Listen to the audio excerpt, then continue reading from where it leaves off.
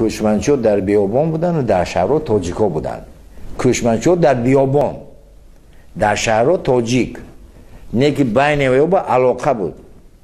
کشمنچی به تاجیک زندگی کردن نمیتونست. اینا فهمید. کشمنچی به تاجیک زندگی کردن نمیتونست. تاجیک به کشمنچی زندگی کردن میتونست. انا این اهمیت دارد. چون که ما همه چیز داشتیم. چاروا داشتیم، پوشاک داشتیم، خوراک داشتیم، همه چیز داشتیم. اما اون نداشتیم. باغ، میوه، همه چیز، کانال ها، باغ ها.